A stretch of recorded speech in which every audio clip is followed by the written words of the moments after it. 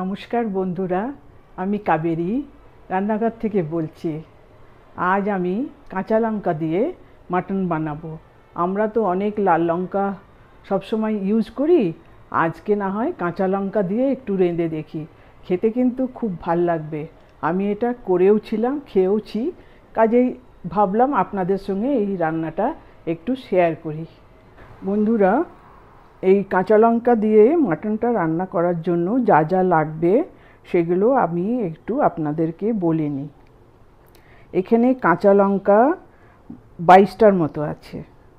এটা আদা, এটা গরম মশলা, এটা গোটা গরম মশলা, এটা রসুন, এটা পোস্ত, এটা গোটা জিরে, তেল, শুকনো নারকেল কোড়া, মাটন 1 কেজি, দই, পেঁয়াজ আর অল্প ধনেপাতা। বন্ধুরা, এবার রান্না চাপাবার আগে এই পেঁয়াজটাকে একটু কেটে নিই। 3টে পেঁয়াজকে পাতলা পাতলা করে কেটে নিই। বন্ধুরা, গোটা গরম মশলায় যেটা লাগবে সেটা আপনাদেরকে একটু বলে নিই। এখানে ডালচিনি আছে, একটা বড় কালো এলাচ, 4টে গ্রিন কালার এলাচ, লবঙ্গ আছে, আর 10-12টার মতো গোলমরিচ আছে। গ্যাস জ্বালিয়ে আমি প্রেসার কুকারটা চাপিয়েছি। এবার ওর মধ্যে সর্ষে তেলটা দেব।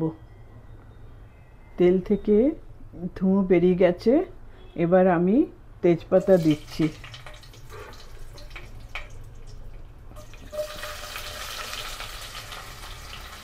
পেঁয়াজ দিচ্ছি।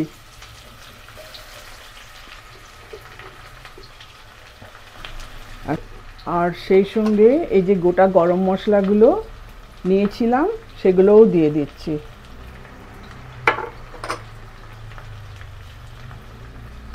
তারপর জিরেটাও দিয়ে দিয়েছি। এবারে এগুলোকে পেঁয়াজটা নরম না হওয়া পর্যন্ত হালকা ধিমা আঁচে একটু ভাজতে হবে, পেঁয়াজটা নরম হওয়া পর্যন্ত। বন্ধুরা, গ্যাসের আরেকটা বার্নার জ্বালিয়ে আমি কড়াইয়ের মধ্যে গ্রেট করা শুকনো নারকেলটাকে 2 মিনিটের জন্য রোস্ট করে নিচ্ছি।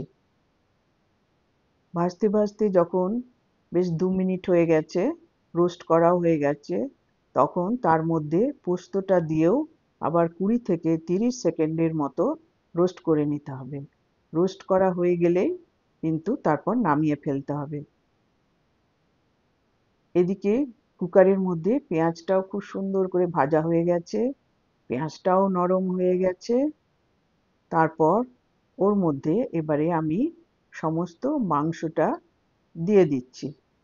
আর বন্ধুরা, আমি আপনাদেরকে আগে হলুদ আর ধনের কথা বলতে ভুলে গেছিলাম। এবার মাংসটা সমস্ত দিয়ে দেবার পরে পেঁয়াজের সঙ্গে মাংসটাকে খুব ভালো করে কষতে হবে, যতক্ষণ না পর্যন্ত মাংসের কালারটা চেঞ্জ হয়।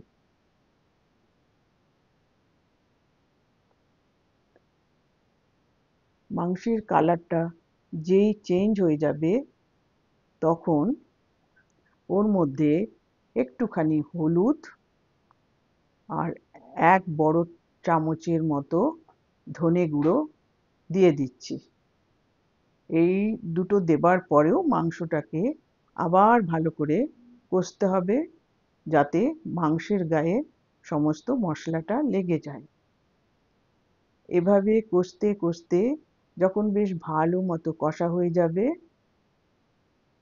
তখন ওর মধ্যে আদা আর রসুনের পেস্টটা দিয়ে দিলাম, আর স্বাদ মতো নুন দিয়ে দিলাম। এবার আদা, রসুন আর পুরো মাংসটাকে আবার খুব ভালো করে কষতে হবে, যতক্ষণ না পর্যন্ত আদা রসুনের কাঁচা গন্ধটা চলে যায়। কষতে কষতে যখন দেখবেন আদা রসুনের গন্ধটা বেশ চলে গেছে, ঠিক সেই সময়ে আমি ওই মাংসের মধ্যে 1 কাপের মতো জল দিয়ে দিয়েছি। জলটা দিয়েও একটু নাড়াচাড়া করে এবারে আমি প্রেসারের কুকারের ঢাকনাটা বন্ধ করব। আর বন্ধুরা, প্রেসার তোলার আগে আপনাদেরকে বলে দিচ্ছি, প্রেসার যখন আমি তুলবো তখন কিন্তু হিট একদম ফুল হিটে এটা রান্না করতে হবে। তারপর প্রথম সিটি দিয়ে দেবার পর তারপরে আবার লো টু মিডিয়াম হিটে এটা 30 মিনিটের মতো আমি রান্না করেছি। আপনারা আপনাদের মাটনের কোয়ালিটি হিসাবে দেখে নেবেন যে মাংসটা সেদ্ধ হতে আপনাদের কুকারে কতটা সময় লাগছে, সেই মতো আপনারা ওটা করবেন। আর অন্যদিকে আবার গ্রাইন্ডারের জারের মধ্যে আমি যে পোস্ত, নারকেল ফ্রাই করেছিলাম, রোস্ট করেছিলাম, সেটা দিয়ে দিলাম। তারপর ওর মধ্যে কাঁচা লঙ্কা দিয়ে দিলাম,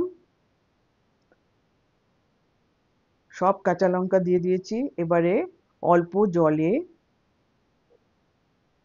খুব ভালো করে এটা অল্প জল দিয়ে খুব ভালো করে একে ফাইন পেস্ট করে নিতে হবে। দেখুন বন্ধুরা, কি সুন্দর ফাইন পেস্ট হয়ে গেছে।